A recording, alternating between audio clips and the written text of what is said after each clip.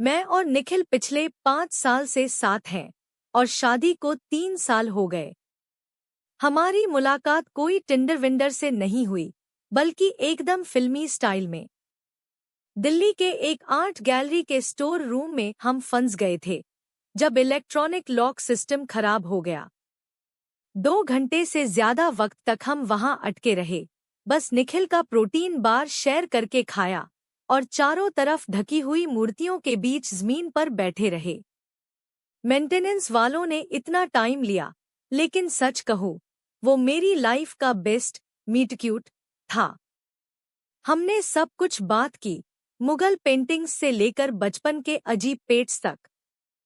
जब आखिरकार हमें बाहर निकाला गया, निखिल ने कहा कि वो फंसना उसकी जिंदगी का सबसे लकी हादसा था और मेरा नंबर मांगा। निखिल के साथ जिंदगी ज्यादातर मस्त रही, TBH। 2 साल पहले हमने नोएडा में एक छोटा सा फ्लैट खरीदा, अच्छे दोस्तों का ग्रुप बनाया और साथ में जिंदगी बनाने में मजा आया। मेरा बर्थडे पिछले वीकेंड था और निखिल हमेशा इसे स्पेशल बनाता था। पिछले साल उसने मुझे मसूरी का सरप्राइज ट्रिप दिया था। उससे पहले साल उसने मेरे सारे दोस्तों के साथ एक जबरदस्त डिनर ऑर्गेनाइज किया था। लेकिन 3 हफ्ते पहले उसने बताया कि मेरे बर्थडे वीकेंड पर उसे एक जरूरी ऑफिस रिट्रीट अटेंड करना है, जिससे वो किसी भी हाल में बच नहीं सकता। मैं निराश हुई, लेकिन समझने की कोशिश की। वो बार बार कह रहा था कि उसका बॉस टोटल जर्क है, वीकेंड पर रिट्रीट रखने के लिए। उसने वादा किया कि वो लौटकर मेरे साथ सेलिब्रेट करेगा, शायद मिनी वैकेशन भी। मैंने उस पर पूरा भरोसा किया। कितनी बेवकूफ थी मैं। उसके जाने से एक रात पहले निखिल ने मुझे एक छोटा सा गिफ्ट दिया, बस एक जोड़ी झुमके, और फिर से माफी मांगी कि वो मेरा बर्थडे मिस कर रहा है। उसने मुझे किस किया और कहा कि काश वो रुक पाता। मैंने उसे बिजनेस कैजुअल कपड़े और लैपटॉप पैक करते देखा। उसने वो बकवास टीम बिल्डिंग वाले कपड़े भी पैक किए, जो कंपनियां पहनवाती हैं। मैंने उसका बैग पैक करने में मदद की। हाय भगवान, मैं कितनी इडियट हूँ। मेरा बर्थडे वीकेंड आया और चला गया। मैं अकेली थी। डोरडैश से खाना ऑर्डर किया, नेटफ्लिक्स पर एक नया शो बिंज किया और मम्मी पापा के साथ फेसटाइम पर बात की। मम्मी ने पूछा कि निखिल ने मेरे लिए कुछ स्पेशल किया या नहीं। मैंने बताया कि वो ऑफिस के काम से बाहर है। मम्मी थोड़ी हैरान लगी, लेकिन कुछ बोली नहीं। अब मुझे पता है क्यों। सोमवार को निखिल घर लौटा, गोवा के रिसॉर्ट से सोवेनियर्स लाया, फैंसी चॉकलेट्स और एक छोटी वाइन की बोतल। उसने ऑफिस की बोरिंग मीटिंग्स और टीम बिल्डिंग की बातें की। थका हुआ लग रहा था, लेकिन खुश था। सब नॉर्मल लग रहा था। फिर अचानक मेरी दोस्त कायरा ने मैसेज किया। हम ज्यादा क्लोज नहीं हैं, बस कैजुअल दोस्त। उसने कहा, हाय, जब अकेली हो तो कॉल कर। मुझे लगा शायद कुछ अजीब हुआ है। जब मैंने कॉल किया, वो पहले चुप रही, फिर पूछा, निखिल घर पर है? मैंने कहा नहीं।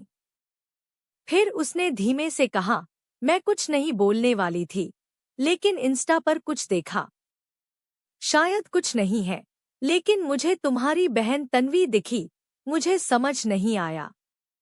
उसने सिग्नल पर एक स्क्रीन रिकॉर्डिंग भेजी, गोवा के एक रिसॉर्ट के पूल की वीडियो। और वहां बैकग्राउंड में निखिल और तन्वी थे। निखिल का हाथ तन्वी के कंधे पर, वो उससे सटके हंस रही थी और वो उसकी पीठ सहला रहा था, जैसे कोई कपल हो। मैं उस 10 सेकंड की वीडियो को बार बार देखती रही। मेरे पति और मेरी बहन एकदम खुश, जैसे मैं इस दुनिया में हूं ही नहीं।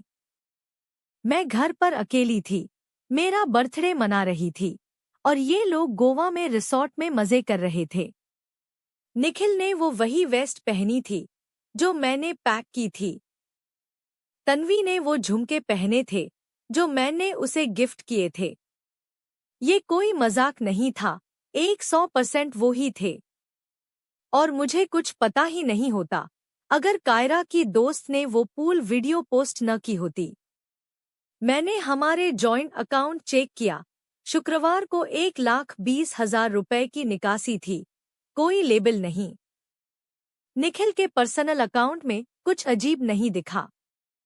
फिर मुझे याद आया, मेरी बर्थडे मनी। दादी हर साल 80,000 रुपए कैश भेजती हैं। मैंने वो अपने वॉलेट में रखा था, बाद में जमा करने के लिए, लेकिन वो गायब था। मैंने रिसॉर्ट को कॉल किया, कहा कि मुझे एक रसीद चाहिए। वहां की महिला ने निखिल के नाम से बुकिंग चेक की। उन्होंने रोमांटिक वीकेंड पैकेज बुक किया था, 1,15,000 रुपए का। 80,000 रुपए कैश से और 35,000 रुपए क्रेडिट कार्ड से। वो कैश मेरी बर्थडे मनी थी और बाकी वो 1,20,000 रुपए का हिस्सा था। उसने मेरी बर्थडे मनी चुराकर मेरी बहन को गोवा ले गया।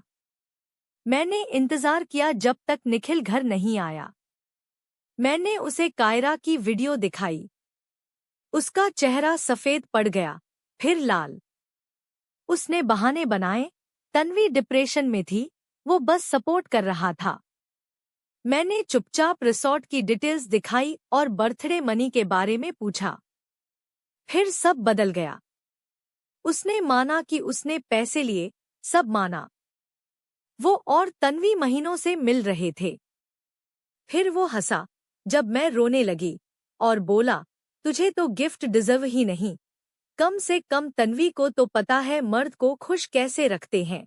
मैं बेडरूम में चली गई, दरवाजा बंद किया। मुझे सुनाई दिया, वो शायद तन्वी को फोन पर बता रहा था कि मुझे पता चल गया। वो 3 दिन पहले की बात है। तब से मैंने उससे एक शब्द नहीं बोला। वो कभी गुस्से में, कभी माफी मांगता रहा। आज सुबह वो ऑफिस चला गया, जैसे सब नॉर्मल हो। मेरा जैकेट जोर से उठाया जब मैंने उसके बाय का जवाब नहीं दिया। मैंने मम्मी पापा को नहीं बताया, न तन्वी से बात की। बस रेडिट पर लिखा। मुझे लगता है मैं किसी और की जिंदगी जी रही हूँ। सबसे ज्यादा जो दिमाग में घूम रहा है वो है मेरी बर्थडे मनी चुराना। कौन करता है ऐसा? मेरे हाथ कांपने लगते हैं, कुछ फेंकना चाहती हूँ। कल रात 3 बजे मैं डिवोर्स लॉयर्स गूगल कर रही थी। मैंने सबूत जमा किए, बैंक निकासी, रिसॉर्ट कंफर्मेशन, फोटो। मुझे नहीं पता आगे क्या करना है। तन्वी से बात करूं? मम्मी पापा को बताऊं? निखिल का सामान लॉन पर फेंक दूं? इतना लंबा पोस्ट सॉरी, बस किसी को सुनाने की जरूरत थी। अगर आपने यहाँ तक पढ़ा, थैंक्स। कोई सलाह हो, खासकर अगर आपने ऐसा कुछ फेस किया हो, तो प्लीज बताएं। पहला अपडेट। हाय, मैं फिर से। सचमुच नहीं सोचा था कि इतने लोग मेरी पोस्ट पढ़ेंगे। रात 2 बजे, कांपते हुए, रोते हुए लिखी थी। मुझे लगा सुबह तक डिलीट कर दूंगी, लेकिन आप सबका सपोर्ट, सलाह और ये कहना कि मैं पागल नहीं हूं, ये बहुत मतलब रखता है। खैर, अब अपडेट। निखिल और मेरी बहन तन्वी के अफेयर को पता चले 2 हफ्ते हो गए। अभी भी लगता है मैं किसी बुरे सपने में हूं। पहले कुछ दिन धुंधले थे। मैं और निखिल एक ही घर में थे, बस बमुश्किल बात करते। वो बार बार कहता, हमें बात करनी चाहिए, लेकिन मैं उसकी शक्ल भी नहीं देखना चाहती थी। मैं या तो चली जाती या ईयरफोन्स लगाकर गाने सुनने का बहाना करती। फिर तन्वी का मैसेज आया, एकदम बकवास, सॉरी, बस हो गया, जैसे, अरे बहन, तू मेरे पति के साथ गलती से नहीं फिसली। तूने महीनों तक जानबूझकर ऐसा किया। तुझे पता था मेरा बर्थडे है, मैं अकेली हूँ। फिर भी बस इतना कहना है। मैंने जवाब नहीं दिया। मैंने वो मैसेज मम्मी को भेजा और कहा, तन्वी से पूछो ये क्या है। 1 घंटे बाद मम्मी पापा के कॉल्स, मैसेज, वॉइसमेल्स शुरू हो गए। मैंने फोन साइड रखा, फिर मम्मी का कॉल उठाया। वो रो रही थी। तन्वी ने सब माना, कहा कि वो और निखिल महीनों से फीलिंग्स में थे। मैंने मम्मी को फोटो, रिसॉर्ट डिटेल्स, पैसे की बात बताई। मम्मी चुप रही, फिर पूछा कि क्या वो मेरे पास आए। मैंने मना किया। पापा ने बाद में कॉल किया। वो चुप थे, बस पूछा कि मैं सेफ हूँ, पैसे चाहिए। उनकी आवाज टूटी और मैं फूट फूट कर रोने लगी। बाद में फैमिली ग्रुप चैट में तन्वी ने सबको बताया, जैसे कोई लव स्टोरी हो। हमने फीलिंग्स को रोकने की कोशिश की। मेरे भाई रोहन ने उसे खूब सुनाया, कहा, तू पागल है, सेल्फिश है। मम्मी ने बस शॉक्ड इमोजी भेजे। पापा ने कहा वो बहुत निराश हैं। मैंने चैट म्यूट कर दी। फिर मैंने खुद को संभाला। बैंक में मेरी दोस्त ने जॉइंट अकाउंट्स चेक किए। पता चला कि गोवा का रिसॉर्ट तो बस शुरुआत था। निखिल महीनों से चालाकी कर रहा था, छोटी छोटी निकासी, किराना के नाम पर, लेकिन फ्रिज में कुछ नहीं आया। वर्क ट्रैवल, जो उसके कैलेंडर से मैच नहीं करता। उसने 3 क्रेडिट कार्ड्स लिए थे, मेरे नाम से ऑथराइज्ड यूजर बनाया, लेकिन सारी नोटिफिकेशन सिर्फ उसी को जाती थी। रेस्तरां, एयरबीएनबी, तन्वी के बर्थडे से पहले 30,000 रुपए का हार, सब दिखा। मैंने अगले दिन उसका सामना किया। वो डिफेंसिव हो गया, बोला मैं पैसे पर कंट्रोलिंग हूँ। क्रेडिट कार्ड्स के बारे में पूछा तो बोला इमरजेंसी के लिए। हाँ, मेरी बहन के साथ रिसॉर्ट इमरजेंसी है। मैंने उसका फेवरेट मग दीवार पर दे मारा, रिप भगवान कृष्ण मग। वो मुझे पागल बोला और चला गया। मैंने अगले दिन डिवोर्स लॉयर से बात की। उसने बताया क्या क्या जमा करना है, घर न छोड़ने की सलाह दी। मैंने एसटीआई टेस्ट भी करवाया, नेगेटिव, थैंक गॉड। लेकिन बताना कितना शर्मनाक था।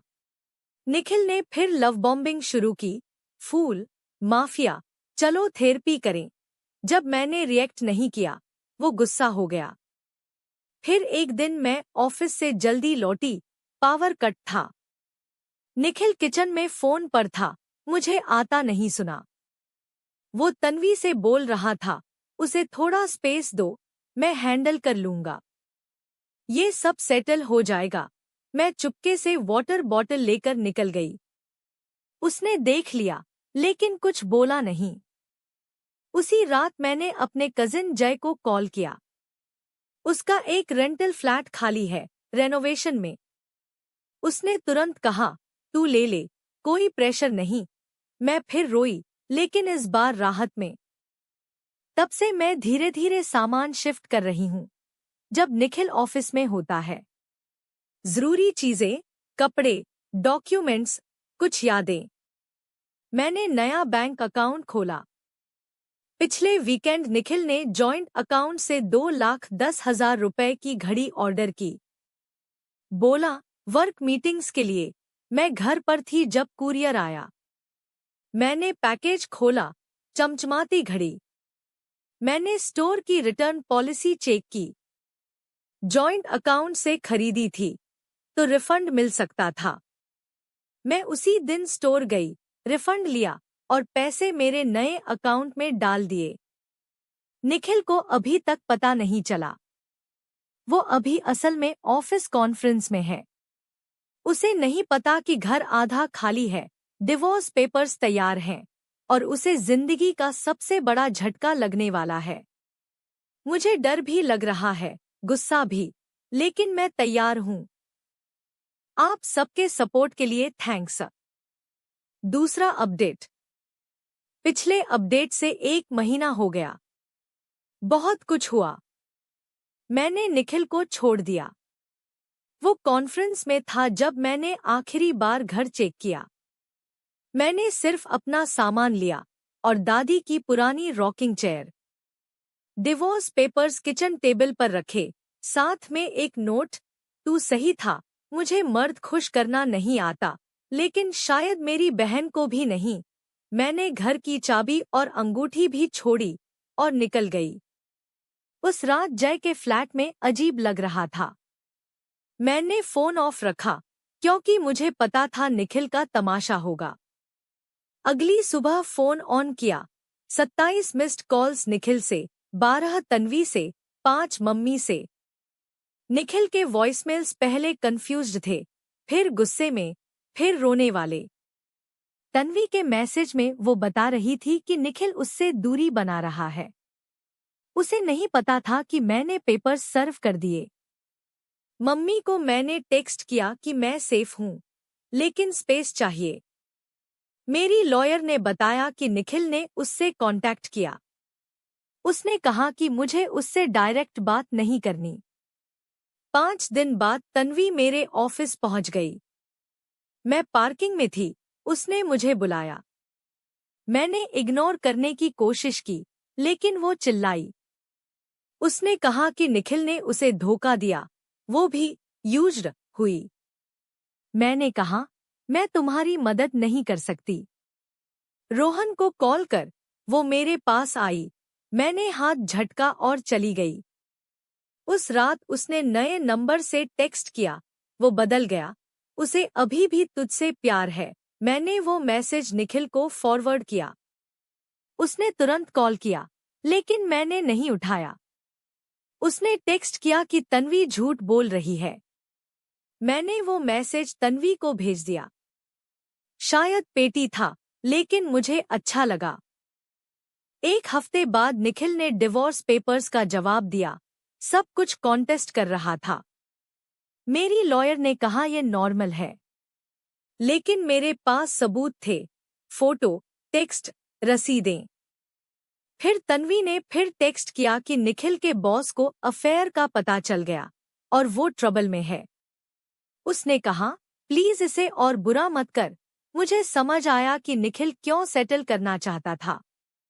मैंने अपनी शर्त रखी, वो 80% लीगल फीस देगा। डील हो गई। कल मैं पहली बार बिना रोए दिन गुजारा।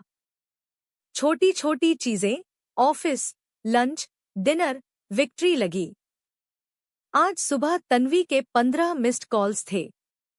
मैंने वॉइसमेल्स नहीं सुने। आज दोपहर निखिल की कंपनी से ईमेल आया। उन्होंने कहा मैं झूठी अफवाहें फैला रही हूं। मैंने लॉयर को दिखाया। हमने प्रूफ्स के साथ जवाब भेजा। अब इंतजार है। रोहन ने बताया कि तन्वी अब किसी दोस्त के यहाँ रह रही है। मैं जय के फ्लैट में हूँ, लेकिन अपना अपार्टमेंट ढूंढ रही हूँ। आखिरी अपडेट।